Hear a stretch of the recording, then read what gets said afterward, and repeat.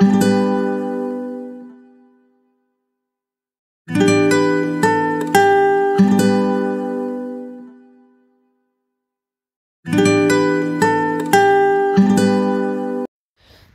मैत्रिणींनो, मी माधुरीच cooking and लाईफस्टाईलमध्ये तुमचं खूप खूप स्वागत करते। तर आज माझ्या मुलाच्या स्कूलमध्ये मेन्यू होता मसाला पुरी। तर मी आज बनवली आहे, तर ती रेसिपी तुमच्यासोबत शेअर करते। ह्यासाठी मी कणिक घेतलेली आहे, त्याच्यामध्ये अर्धी वाटी रवा घेतलेला आहे। ही साधारणपणे 4 वाट्या कणिक घेतलेली आहे। ह्याच्यामध्ये आपण मोहन वगैरे काहीही घालणार नाही, बाकीचे मसाले घालून घेऊया। हिंग, ओवा जिऱ्याची पावडर आहे आणि त्याच्यानंतर आता चवीपुरतं मीठ घालायचं आहे। आणि आता आपण ह्याच्यामध्ये घालणार आहोत उरलेले मसाले। तर ह्याच्यात आता घालायचं आहे थोडीशी कसुरी मेथी, ती थोडीशी हातावर अशी क्रश करायची, म्हणजे त्याचा फ्लेवर आपल्या मसाला पुरीमध्ये अगदी छान उतरतो। लाल मिरची पावडर, तुम्ही याच्यामध्ये कच्ची मेथीची पाने देखील चिरून घालू शकता। तिखट तुमच्या आवडीप्रमाणे तुम्ही कमी जास्त करू शकता। हा आहे थोडासा किचन किंग मसाला, धन्याची पावडर। आता काय करायचं, थोडीशी हळद, हे सगळं व्यवस्थित मिक्स करून घ्यायचं आहे।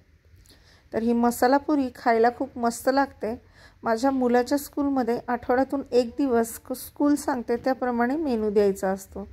तर आज मसाला पुरी असल्यामुळे मी त्याच्यासाठी नाही, मग सगळ्यांसाठीच पुरी बनवलेली आहे आणि त्याची रेसिपी मी तुमच्यासोबत शेअर करत आहे। आता ह्याच्यामध्ये आपण घातलेला आहे अर्धी वाटी दही, आणि ह्याच्यामध्ये मी तुम्हाला आधीच सांगितल्याप्रमाणे मोहन आपण कुठेही घातलेले नाही आहे। आणि ह्याचं अजून एक वैशिष्ट्य म्हणजे ह्या पुऱ्या अजिबात तेलकट होत नाही। आता हे दही ह्या सगळ्या पिठामध्ये अगदी छान मिक्स करायचं आहे आणि आवश्यकतेप्रमाणे पाणी घालून याचा गोळा मळून घ्यायचा आहे। ह्याच्यामध्ये आपण ज्वारीचं पीठ किंवा डाळीचं पीठ, तांदळाचं पीठ काहीही ॲड केलेलं नाही आहे। ह्या फक्त गव्हाच्या पिठापासून बनवलेल्या पुऱ्या आहेत। तर ह्या पद्धतीने ह्याचा गोळा मळून घ्यायचा आहे। माझे व्हिडिओ जर तुम्हाला आवडत असतील तर चॅनलला लाईक, शेअर आणि सबस्क्राईब करा। बेल आयकॉनवर देखील क्लिक करा। आता हा गोळा मळून झालेला आहे, तो मी एका बाउलमध्ये काढून घेतला आहे। याला 15 मिनिट आपण असंच रेस्ट करायला ठेवणार आहोत। आता 15 मिनिटानंतर आपण काय करणार आहोत, हा गोळा पोळपाटावर काढून घेणार आहोत। ह्याची कन्सिस्टन्सी तुम्ही बघू शकता। आणि आता ह्याला मी मस्त थोडं मऊ होईपर्यंत छान मळून घेणार आहे। तुम्ही बघू शकता हा गोळा अतिशय मस्त भिजलेला आहे, छान मुरलेला आहे। आता ह्याचे ना आपण गोळे करून घेणार आहोत आणि बाउलमध्ये ठेवणार आहोत। तर साधारणपणे एक मोठी पोळी लाटता येईल एवढा गोळा आपल्याला ह्याचा बनवून घ्यायचा आहे। आता ह्या सगळ्या गोळ्यामधला एक गोळा मी पोळपाटावर घेतलेला आहे आणि आता हा थोडासा मऊ करून ह्याचा असा उंडा गोल करून आपण ह्याला छान लाटून घेणार आहोत। तर तुम्ही गॅसच्या प्लॅटफॉर्मवर देखील लाटू शकता, तुम्हाला जर हवं असेल तर। पीठ जर थोडंसं तुम्हाला सैल वाटत असेल तर किंचित पिठाचा हात देखील लावू शकता। तर ह्या पद्धतीने ह्याची पोळी आपण लाटून घेणार आहोत। तुम्ही बघू शकता मी कितपत जाड लाटलेली आहे। आपल्याला जास्त पातळही करायची नाही, नाहीतर पुऱ्या मग कडक होतात। तर ह्याची कन्सिस्टन्सी तुम्ही बघू शकता, मी पोळी कितपत जाड लाटून घेतलेली आहे ते। आणि आता वाटीच्या साहाय्याने मी ह्याच्या छान पुऱ्या बनवून घेणार आहे।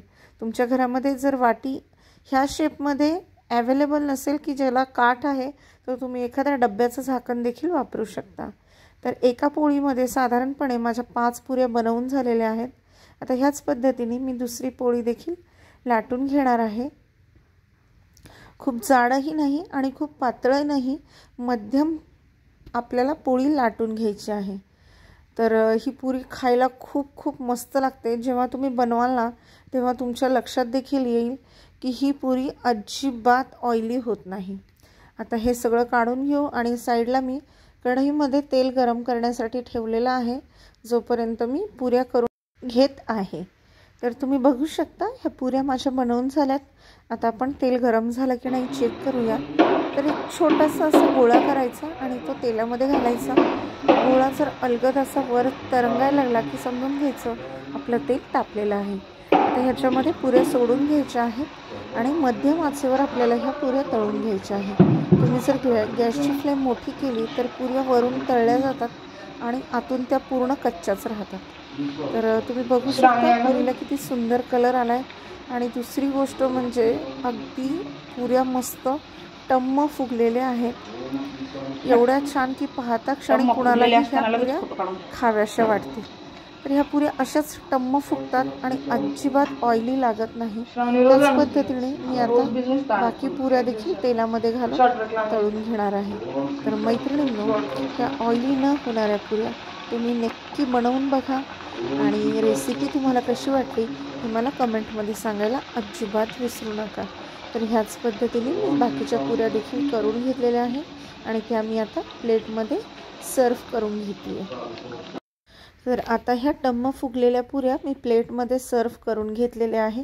तुम्ही देखील नक्की ट्राय करा आणि मला कमेंट करून सांगायला विसरू नका। भेटूया पुढच्या रेसिपीमध्ये, तोपर्यंत खूप खूप धन्यवाद।